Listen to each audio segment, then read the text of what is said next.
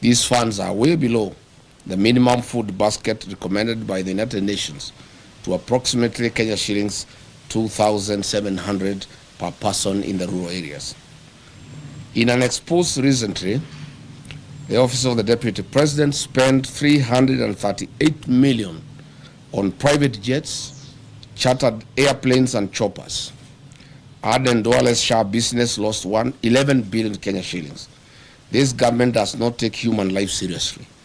For a young man in Kenya, if they are not killing you in the streets, they are tear gassing you in church or killing you with thirst and hunger in the north. At the same time, the leaders of northern Kenya, who cannot account for Kenya shillings 1 trillion since devolution in 2013, are quiet and enjoying luxury in Nairobi as their people in the north continue to suffer from hunger and anguish. The people of northern Kenya are Kenyans. Their children are Kenyan children. Their hopes, struggles, and aspirations are part of the shared destiny of our nation. Any Kenyan oppressed or neglected today is a warning to us all. And injustice and suffering do not recognize borders or communities. We are and must remain one for all and all for one. Let this be the moment we reclaim the best of who we are, a people who do not turn away from hardship, but who meet it together with courage, with compassion, and with the unbreakable spirit of a nation that refuses to abandon its own. The spirit of Harambee must guide us. As President William Ruto tours the food insecure and water-stressed north from tomorrow to disperse the Nyota cash in Wajir, Mandera, and Garissa this week, he should know that life is more important and people are at the verge of hunger and death. In any case, the whole essence of touring the north is little on Nyota program, but to sanitize the corrupt leaders who have failed the people of northern Kenya. Furthermore, the Nyota program is a World Bank program happening in other African countries like Angola, Mozambique, Nigeria, Senegal, Benin, Togo. Yet we have not seen their presidents turn this into re-election campaign rallies across their countries. As a DCP party that is built on the philosophy of listening to the people, Kenyans have sent us overwhelming questions and concerns about the North and promises made by one William Ruto. Mr. William Ruto, as you go to dance on the podiums in the North this week starting from tomorrow, do not forget to tell the people of the North why only less than 35% of the population have access to basic clean and safe drinking water compared to the national average of about 68%. The North, too, are Kenyans. Mr. William Ruto, in the North, over 850,000 school-going children did not attend school last year, and the same for this year. Mr. William Ruto, the schools in the North have no classrooms, no laboratories, no teachers. Children standing at the trees. Does this prick your humanity, if at all any is left as you head to the North?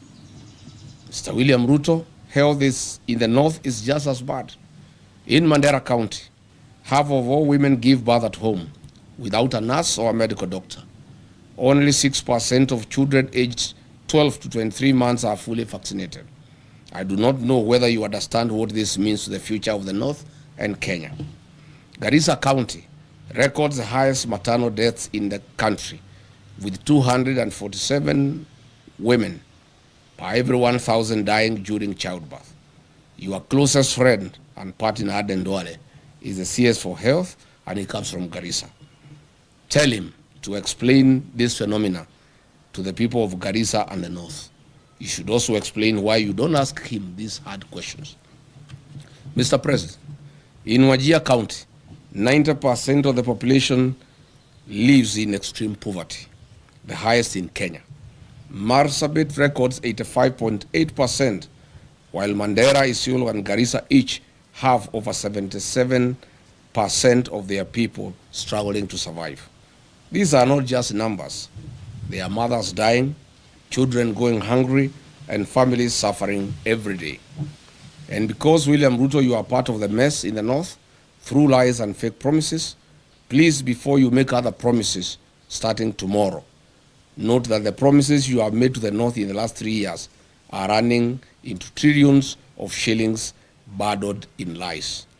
We take the trouble to remind you some of them.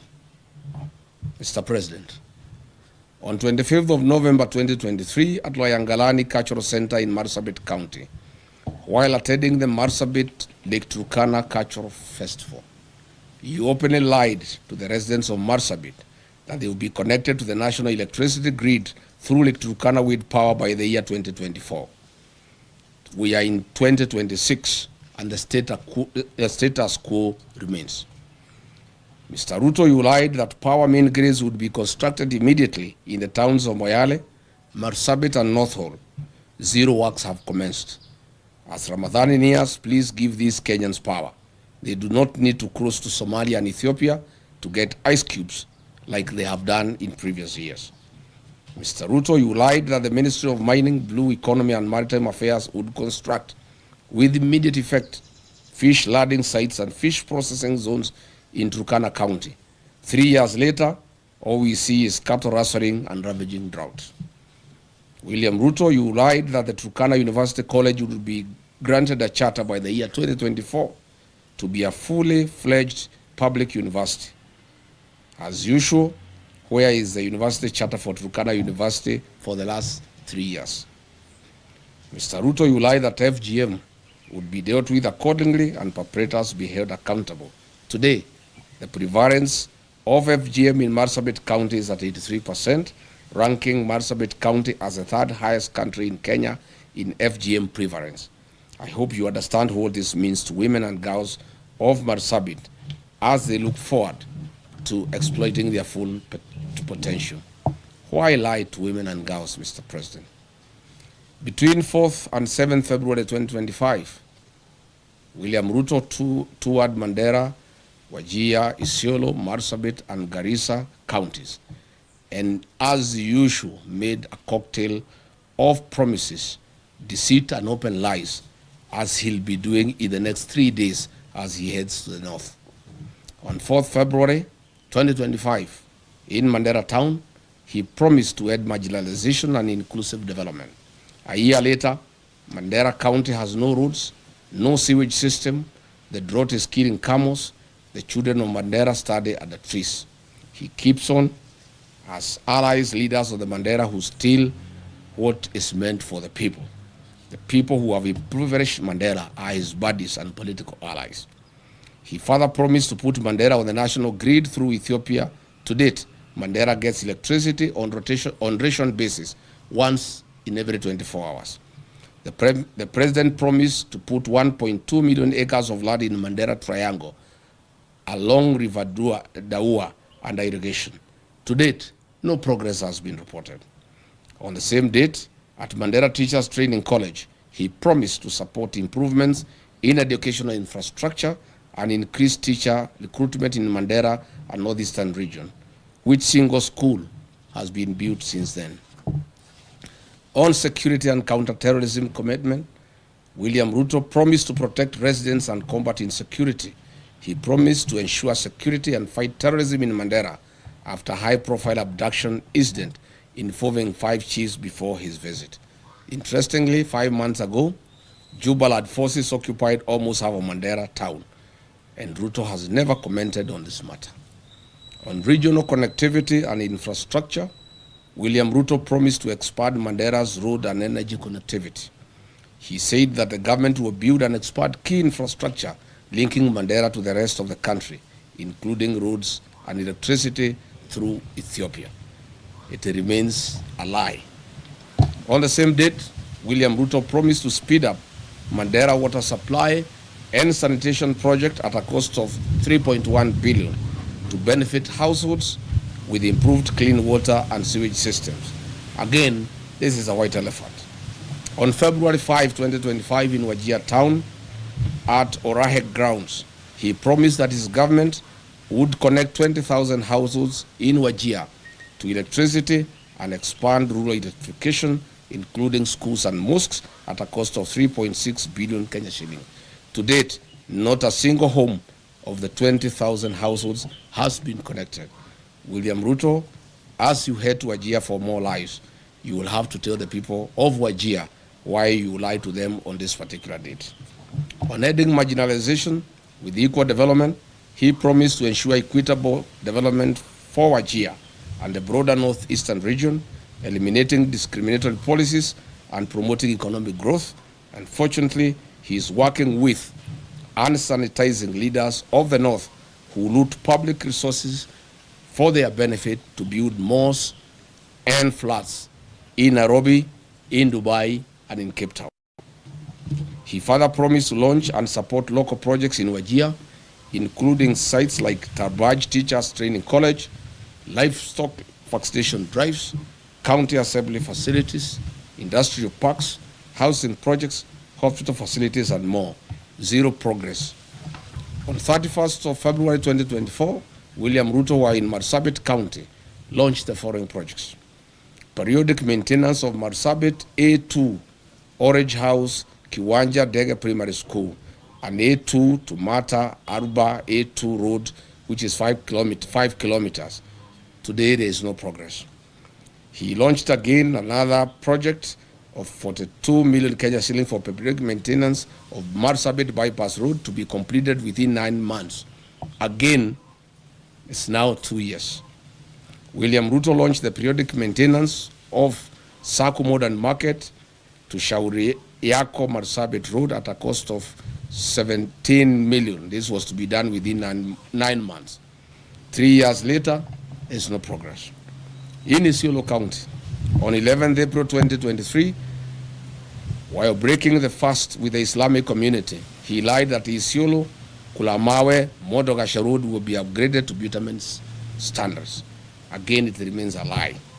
Again, under his leadership, the 9.4 billion Isiolo Garissa Road, unassociated to all-weather roads, remain stalled. Further, the Isiolo town water and sewage infrastructure at a cost of 7.5 billion remains a white elephant. The construction of new Tana River Bridge along A3 Road and Approach Roads at a cost of 2.9 billion shillings again remains a white elephant. In Wajir town, the town with no power supply, 63 years after independence, William Ruto has made the following promises, which remains delusional. Water plants at Ajawa, Abdiwako, Kwara, Badibidan, Alanas, Asewaji, Bojigaras, Lehele, Sheba, Abakwifin, Abakwida, Dagale, and Sharifa. Water projects in Habasweni, Buna, Wajir Ball, water piping and supply, Elnuna, Tulatula, rehabilitation of Banish water projects, Tabaj water supply, Kulsini water supply, Dentelai water project, Elders and Nole water supply. These remain lies to the people of Wajir. In terms of irrigation projects, he has promised Wajir South Cluster, Mansa, among others. Note that the above water projects are worth billions of shillings, and Mr. Ruto, get these projects moving. As you go to Wajir, tell the people of Wajir why you lied to them and why you have come back when you have not implemented what you promised them. As we speak today, Wajir Level 5 Hospital and Griffithville Level 4 hospitals have no sterilization and surgical sets, leave alone having reliable power supply.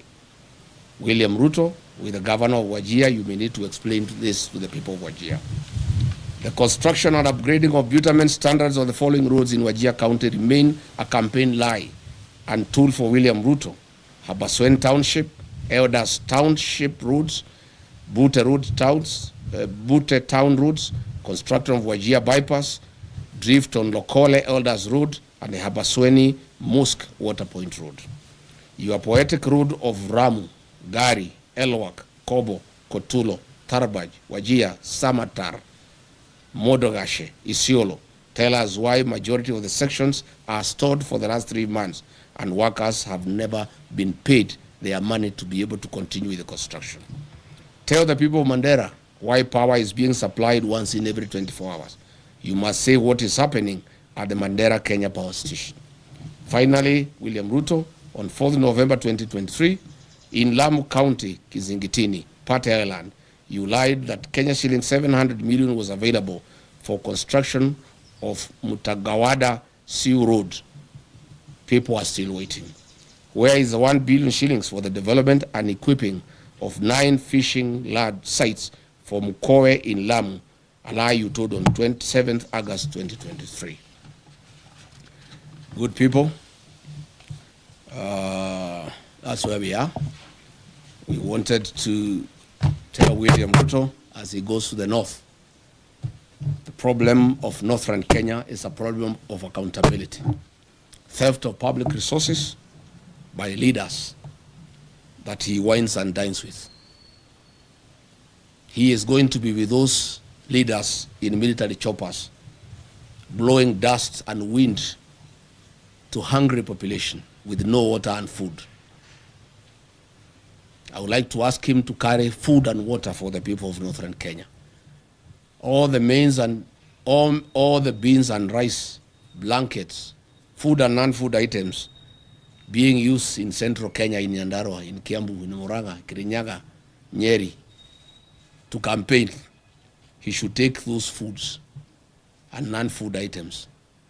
I found yesterday in Nyandarua, trucks of blankets, trucks of rice and beans being taken to people who have food, who have potatoes, who have carrots. This food is required in northern Kenya. So that is why I called this press conference to ask President William Ruto before he goes to the north to prepare these answers for the people of northern Kenya, because it is immoral to cheat populations. These people are dying, they are hungry, they have no water, they have no food, they have no medicine, their animals are dying. And then you go to dance with them and lie to them all. Asanteni sana. Any question? Yes, citizen. My name is Emmanuel from Citizen TV. Just a few questions. Number one, the region has always complained that they've been left behind due to historical issues. What do you say about that? Because they have been marginalized according to them. Number two, this is the first time that you're having a presser after the changes at IBC. Are you okay with the person who is acting now?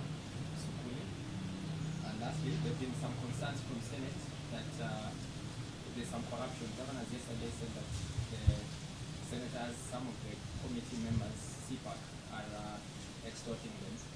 Would you like to comment about that as well? Thank you. What was the first question? The first question is about the historical... Yes. It is true that northern Kenya suffered marginalization historically, but lucky for them, the 2010 Constitution was very kind to the people of northern Kenya. The 2010 Constitution ushered in devolution. It brought the equalization fund. And since then, the people of northern Kenya have received billions of Kenya shillings from 2013. Again, the CDF has been a very fair program for the people of northern Kenya. Unfortunately, the marginalization that has been perpetuated by the leaders from the region. I have put them to task to explain to the people of northern Kenya where is the 1 trillion shillings that has come to northern Kenya from shareable revenue through devolution, money for CDF, money for the equalization fund. When you go to Wajir, to Mandera, to Garissa, to Isiolo, to Marsabit, there's nothing on the ground. If you come here to the mountain region, you will see money meant for CDF. There are all manner of schools, All schools have tiles. Schools have cabro. They have modern buildings. If you go here to Kajiado North, the money for CDF is visible in the rest of the country. But there is nothing in northern Kenya. Zero. All these leaders are just here in Nairobi. But there is no accountability because they don't even allow audit to take place. They feign insecurity so that audit has to go into northern Kenya. If you look at the money that has been given to the governor since 2013, there are no hospitals, there are no dispensaries, there are no health centers, there are no ECDs, there are no roads, there is no water, there is nothing. Northern Kenya requires a special audit of all the funds that have been disbursed to those areas since that time. Number two, you have asked about IBC. We went to IBC and raised various issues. Of course, we did demand the removal of the CEO, and we are grateful that he has been removed. We call for a transparent and open recruitment of a CEO with no interference from the state. Further, we call upon the IBC to terminate the contracts for the mathematics system of conducting elections, the Venezuelan technology that was illegally extended by the outgoing CEO, Juan Marjan. He did it when there was no commission. It's an illegality, and that contract is illegal. And that contract should be terminated, and IBC should advertise and acquire modern and credible system for conducting our elections. Thank you. On? Yes. Most of these governors cannot complain of extortion. Why they are being is extorted, especially the ones from northern Kenya. They have stolen all the money meant for the people. So I gather the senators are reasoning that since they have stolen from the people, they need to steal from them. Of course, two wrongs don't make a right. Of course, the Senate and the National Assembly has been a theater of corruption. When I was being hounded out of office, the senators who hounded me out of office were given 10 million shillings each, and others 20 million. It's a den of corruption. And so is the National Assembly. And by extension, all public institutions. So this is something that we intend to correct when we form government. The United Opposition intends to deal with corruption head-on because it's the greatest challenge that we have as a country. We have a very, very serious challenge where we even have budgeted corruption and where corruption has been institutionalized and people don't find it anything wrong. Again, William Ruto has really encouraged people to practice corruption. He is bribing people in the loans of State House openly when everybody can see. He calls people and gives them bribes.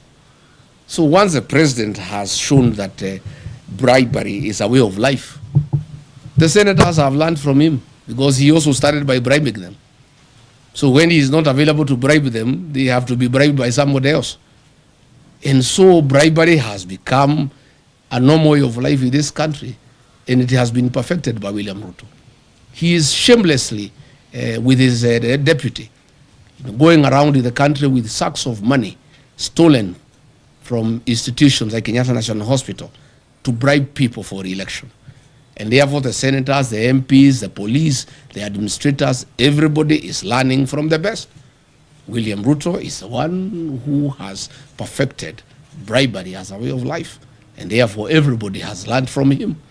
And that is the country now that we have. And that is why we are preparing for the next election to correct this situation by removing from office and bringing a government that is transparent and accountable. Yes? Yes, there's Apollo TV 57. There's a petition in court to stop political meetings in State House. What's your reaction to that?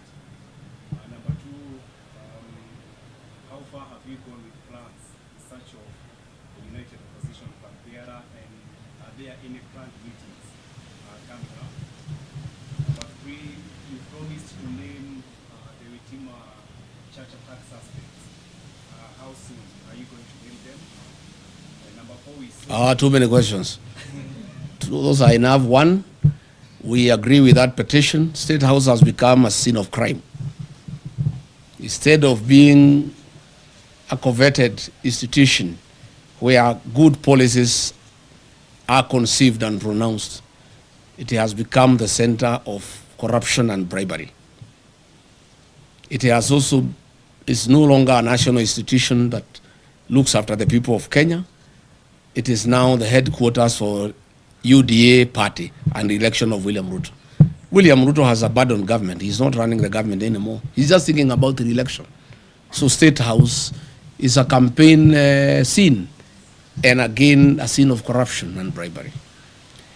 We are committed to have one single presidential candidate to face William Ruto.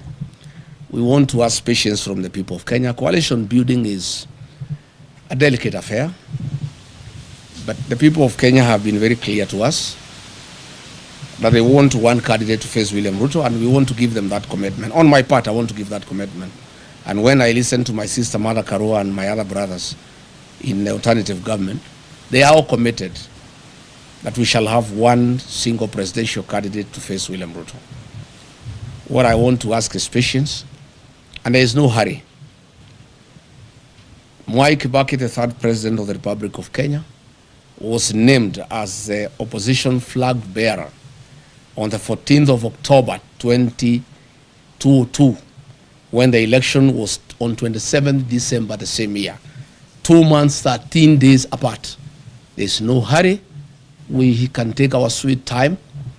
If you ask me, we should not be in a hurry. Anything from March, April next year is good enough. We told IG Kaja that we shall go back on the 16th for a report. We want to hear from him. I have information William Ruto has said those people should not be taken to court because he will be indicted. And he will be shooting himself in the foot because they are actually policemen and politicians very close to him. The investigations have actually unearthed all the police officers who were on the scene and the politicians who hosted them and who planned the attack. But there will be a very serious cover-up. I have information that William Ruto has said that he would not allow the prosecution of those politicians and those policemen because his government will be right in the center of it. But let's cross the bridge when we get there. We'll go to see the IG on the 16th. He promised us that he'll give us a progress report. And we told him we want arrest and prosecution by then. But let's cross the bridge when we get there. Last one. Yes.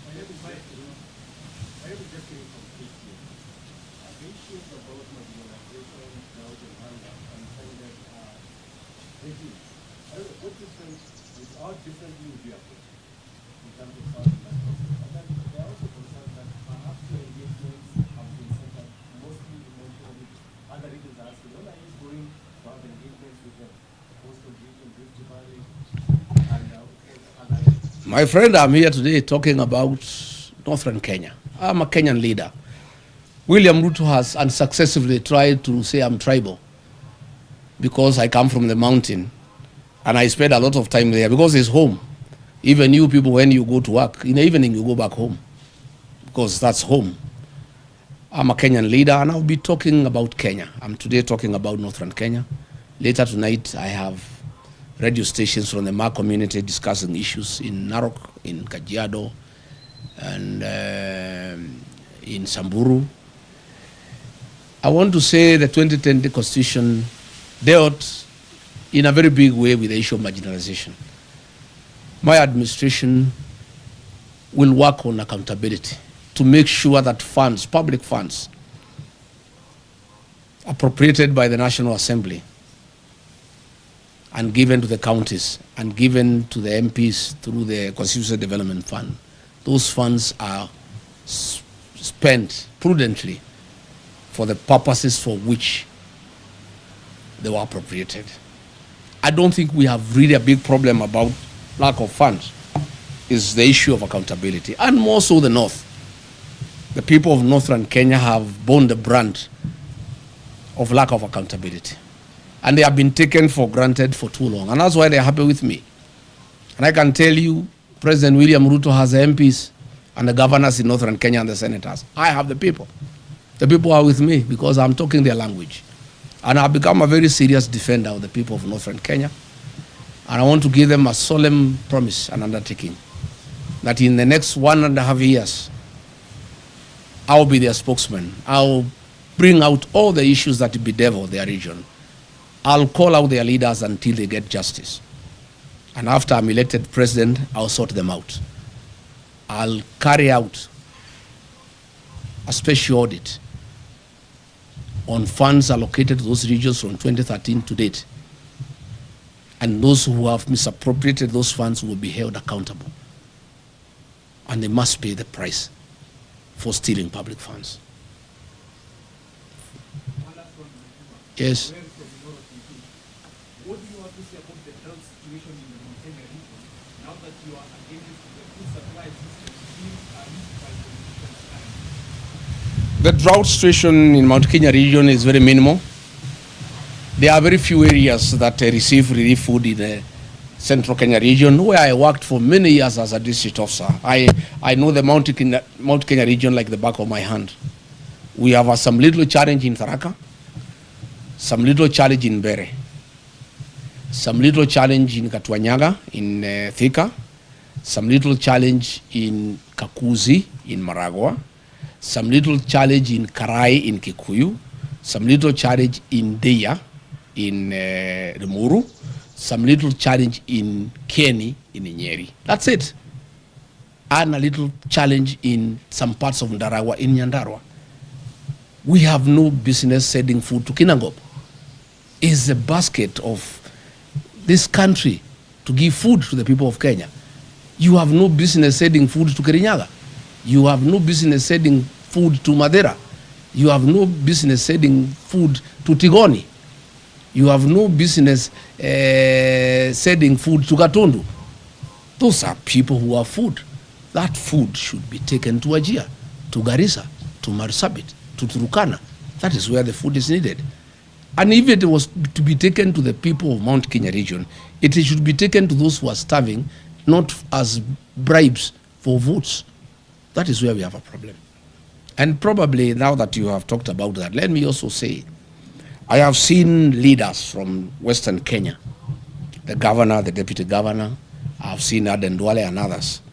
They have been sent by William Ruto to abuse President Uhuru Kenyatta and trying to intimidate him and trying to sell him fear that he should not have a political mind, he should not interact with other leaders in Kenya, and he shouldn't have a political choice. And if he does so, they will take away his retirement benefits and his allowances. Let me tell those leaders sent by William Ruto. One, they have no moral authority to address President Uhuru Kenyatta. President Uhuru Kenyatta is a retired president of the Republic of Kenya, a statesman, a very serious nationalist, a Kenya who served this country with dedication and who deserves respect. Number two, I don't think President Uhuru Kenyatta can give up his constitutional obligations because of allowances. President Uhuru Kenyatta is not a poor man. He's a Kenyan who has worked hard. He's a Kenyan who has money and resources. And I don't think the President Uhuru Kenyatta can be told to shut up so that he gets allowances or he doesn't get. In any case, even if they carry out the threat and hold his allowances, there's no problem. Once we take over office, we shall give President Kenyatta his dues. And I know why they have a problem with the President Uhuru Kenyatta. President William Ruto is in shock. He is confused. He has panicked. The one-term thing is real because he became president courtesy of the votes from the Mount Kenya region. The Mount Kenya region, those who voted for him, those who voted for Raila are all against him. He had hoped he could persuade President Uhuru Kenyatta to assist him to divide the mountain. Even when he went to cry to him in Ichaweri, he was there on a mission to see how he can get President Uhuru Kenyatta to see whether in one way or another he could cause some confusion and the mountain is divided so that the mountain vote does not go to somebody else in one basket. President Uhuru Kenyatta cannot allow President William Ruto to divide the mountain. President Kenyatta and I and other leaders, Martha Karua, Justin Muturi, Mithika Linturi, will do whatever it takes to make sure the mountain is united, because that vote is very important to this country, and it is a vote that will help the rest of Kenyans get rid of William Ruto. So I want to ask William Ruto to stop sending junior leaders to abuse President Uhuru Kenyatta. President Uhuru Kenyatta left you a great country. When he left office, the health system was working. In 3 years, you have destroyed the health system. When President Uhuru Kenyatta left office, the university, the Higher Education Loans Board was working. 3 years down the line, you have destroyed it. When President Uhuru Kenyatta left office, there was capitation for primary schools and secondary schools. 3 years down the line, children are at home. Stop blaming President Uhuru Kenyatta for your political problems and challenges. You destabilize your own government. You lie to the people of Kenya. You have made corruption a way of life. You have made bribery the epitome of State House. The challenges that you have as a president are of your own making. And stop blaming President Uhuru Kenyatta. Stop sending leaders to abuse President Uhuru Kenyatta. And I want to challenge William Ruto, if he's a man enough to abuse President Kenyatta himself. Stop sending some leaders to abuse President Kenyatta on your behalf. Do it yourself if you are man enough. Abuse him. And let me say, I will not allow President Uhuru Kenyatta to be intimidated. I have a responsibility as a leader from the region to defend our son, our kinsman. President Uhuru Kenyatta must be allowed to retire in dignity. He must be allowed to enjoy his constitutional freedom to do whatever he wants. If he wants to work with us, why not? If he wants to work with Rigathi Gachagua to unite the mountain, to unite Kenya, why not? And I want to tell William Ruto, I heard him saying that Azimio cannot be anything without ODM. He is lost. The ODM of Raila Odinga is not the ODM of today. What William Ruto is holding is a shell of ODM, the fake one, of Junet Mohammed, Gladys Wanga, and Oburu Odinga. The ODMB, the one with the people, is gone and is in one term. The people of Ukambani are gone, they are in one term. The people of Kisii are gone, they are in one term. The mountain is gone, is in one term. And by the way, there is no UDA without the mountain. It's a shell. So let him not, and he should know, Azimio only lost because the mountain did not go to Azimio in total. As we talk, the mountain, Azimio, United Opposition, ODMB, all of us are in one term. We'll get 70+1 and we'll make him one-term president. So let him stop sending people to abuse President Uhuru Kenyatta. Let him not demean Azimio. Let him deal with his own challenges that are self-inflicted. He mismanaged politics. He mismanaged the country. He made corruption a way of life. He made lies as his trademark. And Kenyans are fed up because they can see through him. And therefore, he should sort out his own problems, and he should not send people to blame President Uhuru Kenyatta for his woes. And I want to say to the people of Kenya that I will take time. Anytime Uhuru Kenyatta is attacked, I must defend him as our retired president, as my brother, as my kinsman. And I have a responsibility to do so. And that I'll be able to do from time to time. Thank you very much, asanteni sana, Mungu abariki. I think we have said enough, asanteni. Responsibility. Kenya is now facing a deepening drought and food security crisis that warrants urgent national attention. Current assessments indicate that about 3.3 million people are already experiencing high levels of acute food insecurity, a figure projected to rise as below average rains, rising temperatures, and declining harvests continue to strain livelihoods. As of December 2025, the crisis was particularly severe among the most vulnerable, with more than 741,000 children under the age of 5 years acutely malnourished and over 109,000 pregnant and lactating women in need of treatment, underscoring the scale of humanitarian emergency. Further, water stress has emerged as one of the harshest realities. Women and children bear the greatest burden, walking long distances, missing school, and facing increased risks of disease and malnutrition. This suffering is especially painful as it unfolds against the backdrop of Ramadani, when many families already fasting for faith now endure hunger and thirst imposed by circumstances.